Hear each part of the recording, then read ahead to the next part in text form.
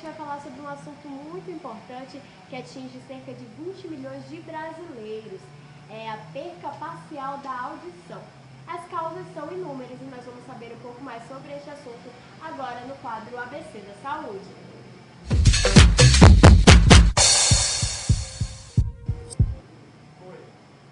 Bom, a fonoaudióloga Viviane Azevedo já está aqui conosco, seja muito bem-vinda.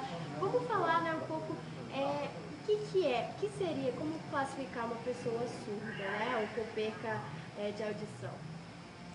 Bom dia a todos, obrigado pelo convite mais uma vez de estar nesse programa. Uma pessoa surda seria uma pessoa com qualquer dificuldade de audição, O que poderíamos colocar como fatores de risco? Hoje em dia são inúmeros esses fatores de risco de audição. O novo estilo de vida das pessoas tem levado muito a essa perda auditiva. A sociedade hoje em dia tem tido muito a questão dos som alto, ruído, iPad, iPod. O próprio consumidor tem investido cada vez mais no som mais alto para assistir filme em casa. Então, aqueles fones que as pessoas utilizam, que quem está fora, quem não está ouvindo fone, já ouve também a música que a pessoa está ouvindo. Isso é muito prejudicial também? Com certeza. Então, esse estilo da nova sociedade acaba comprometendo e gerando uma perda de audição a longo prazo. Além disso, existem outros fatores externos que prejudicam também, como, por exemplo, as pessoas que trabalham em lugares com barulho muito alto, que utilizam equipamentos, que tem o som muito alto, motoristas de ônibus, enfim. Existem procedimentos, objetos que devem ser utilizados para proteção. Isso também prejudica, influencia? Com certeza, Jaise. Então, o nosso ouvido, ele sofre tanto no trabalho, quanto no lazer, quanto em casa, Então, na verdade, o nosso ouvido está sofrendo o tempo inteiro. Então, como você comentou, no trabalho, principalmente na indústria, os trabalhadores sofrem bastante com a questão do ruído intenso. Então, é importante a empresa fornecer para o trabalhador o que nós chamamos de EPI, que são os equipamentos de proteção individual, que são os protetores auriculares. Então, esses profissionais, eles precisam ter a conscientização e o cuidado de usar esse protetor auricular para que evite problemas futuros de perda auditiva. Além disso, existe o programa de conservação auditiva que a empresa desenvolve, que um fonoaudiólogo dentro da empresa desenvolve, para que esses profissionais também não gerem uma perda auditiva mais para frente. Doutora, existe uma orientação para a utilização desses protetores? A pessoa tem que utilizar durante todo o tempo ou só enquanto ela estiver em locais assim, com barulho muito alto, som, ruídos muito altos? Ruídos intensos. A Organização Mundial de Saúde, ela orienta que 85 decibéis, é o nível de ruído que começa a prejudicar a audição do indivíduo. Então, esse nível de ruído por 8 horas por dia é o que pode gerar uma lesão. Então, é no máximo o que o indivíduo pode estar exposto. E a troca desses equipamentos? Existem pessoas que utilizam aquele protetor durante muito tempo. Isso é indicado? Ou acaba que o nosso ouvido tem uma série de fatores, substâncias, enfim. Isso prejudica, contribui? Como é que funciona? Ele é individual e ele deve ser trocado sempre. Tem uma periodicidade? A empresa fornece para esse funcionário, sempre. Entendi. Tá. E como é que as pessoas que estão em casa, agora, podem perceber quando estão já começando a ouvir mal? Ah, não, acho que a pessoa fala baixo. Não, acho que o problema é você que não está ouvindo direito. Como é que dá para perceber? Então, é bem isso mesmo que você comentou. Geralmente, quem percebe essa perda auditiva é o outro. Nunca é a própria pessoa que está com a perda auditiva. Quando ela começa a perceber, geralmente já está num grau mais avançado.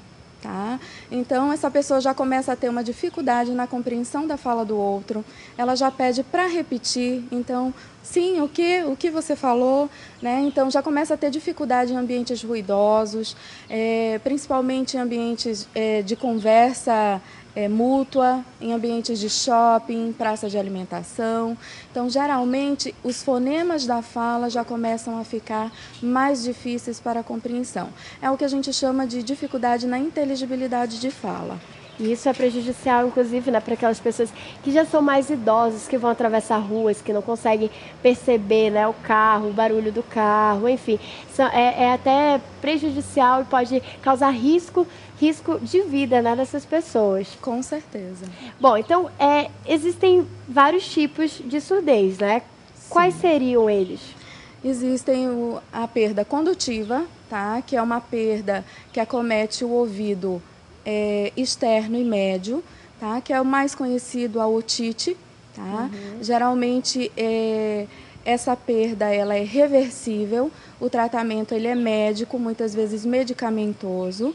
Tá? A perda auditiva neurosensorial, essa perda ela já é irreversível, porque ela já acomete as células ciliadas internas da cóclea, então já é necessário um uso de uma prótese auditiva, muitas vezes quando o grau dessa perda já é significativo. Tá? E existe a perda auditiva mista, que tem os dois fatores, tanto o condutivo quanto o neurosensorial. E há os graus dessa perda, né? Que é o leve, o profundo, o severo e o moderado. Entendi. E dependendo desse grau, dependendo do tipo, existem pessoas, a maioria das pessoas apresenta esse tipo de problema em um lado apenas do ouvido, ou em geral é nos dois lados, começa no mesmo nível e vai se alastrando junto, de forma igual? Não, pode acontecer unilateral, tá? E existem casos bilaterais específicos, tá? Mas pode acontecer unilateral também. Entendi. Tá? E existem problemas de surdez que acontecem por infecção? Com certeza, tá? Pode existir surdez por uma perfuração ou por uma obstrução, mas vamos deixar bem claro, quando há uma perfuração ou uma obstrução, os tipos de surdez elas são diferentes, tá? Uma obstrução seria, por exemplo, uma rolha de cera.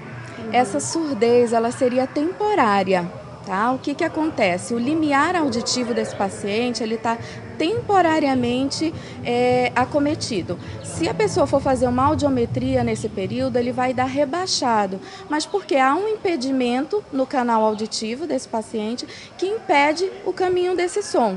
Mas se for feito o procedimento adequado, que é a lavagem do ouvido, a remoção dessa rolha de cera, o paciente volta a ouvir da forma adequada. Uhum. Agora, se há uma perfuração ou uma infecção nesse ouvido, provavelmente as células desse ouvido estão acometidas. Aí sim há uma lesão e há uma perda auditiva.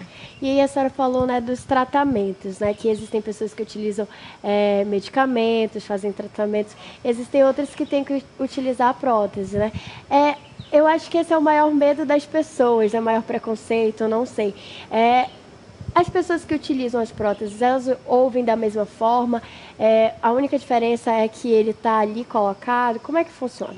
Então, Jaise, na verdade, o paciente que vai utilizar essa prótese, ele não vai ouvir da mesma forma que um ouvinte que não utiliza a prótese. Uhum. Por mais que existem inúmeras tecnologias, diversos tipos de prótese no mercado hoje em dia, sempre o som que vai chegar no ouvido ele é um pouco diferente. Uhum. Tá? Porém, se você for pensar no custo-benefício, na qualidade de vida que essa prótese vai trazer para esse paciente, vale a pena, tá? Porque é a sociabilização desse paciente, colocar esse paciente num ambiente tanto de trabalho, quanto mesmo de comunicação e de sociabilização. Agora, se você pensa numa criança que nasceu surda e que vai ser protetizada, esse vai ser o padrão de voz que ele vai receber. Uhum. Então, esse é o normal para ele. E você falou sobre as crianças que nascem surdas, pessoas que nascem surdas. Existe como diagnosticar, né? Existe uma forma de orientar os pais que estão agora nos assistindo? Com certeza.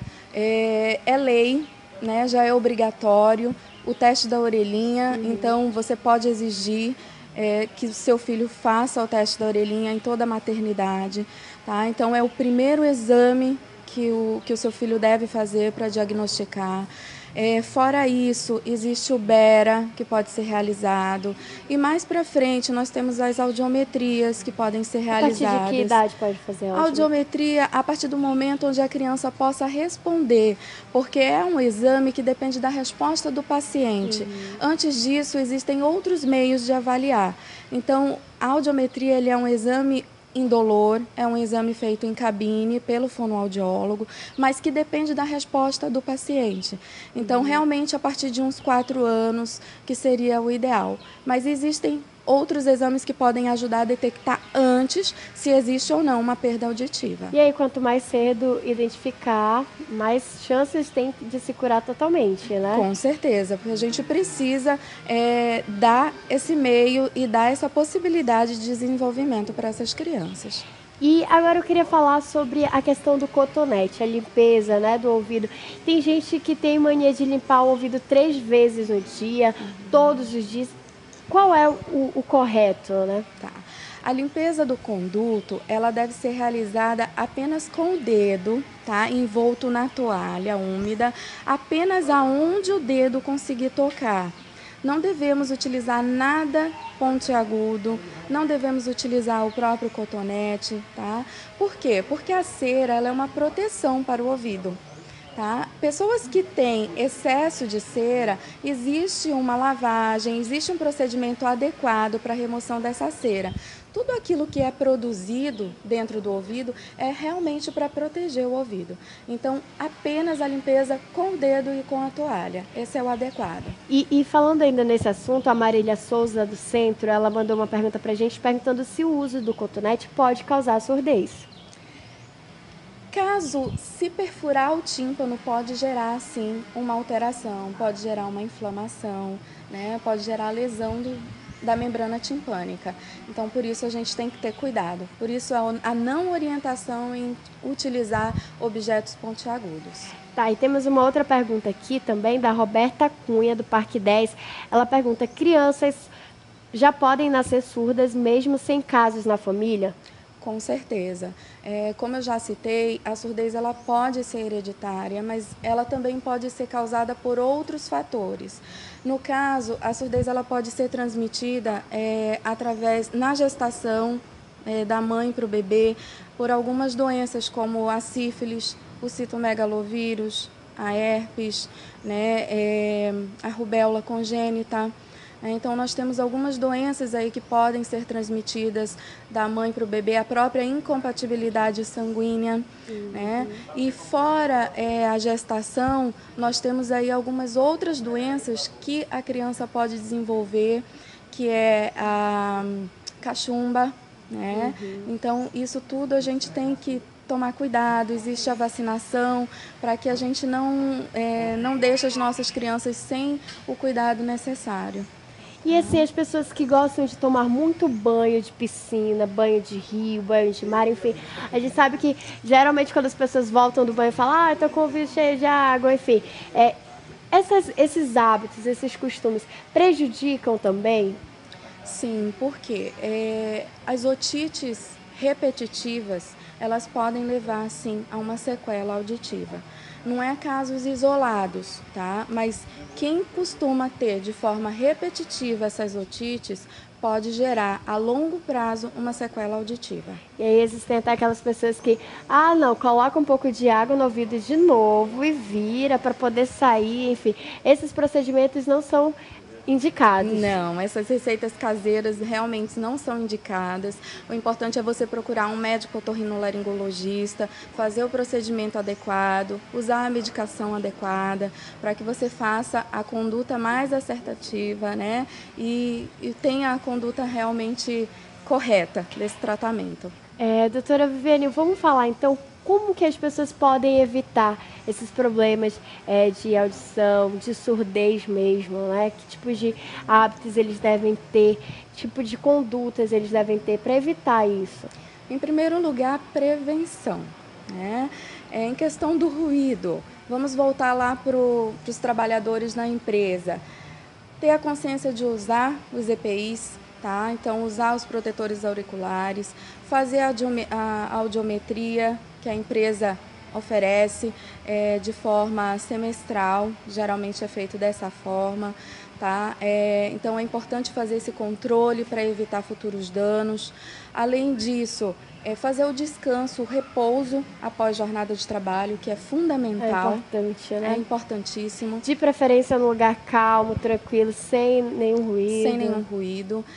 Fora isso, nós temos os jovens, os adolescentes, os próprios adultos que adoram cinema, que adoram balada, que adoram shows. É importante a gente ter a consciência de que, quando vai para um show, não ficar em cima de caixa de som, porque isso, a longo prazo, vai gerar perda auditiva, porque isso vai danificar as células ciliadas internas da cóclea.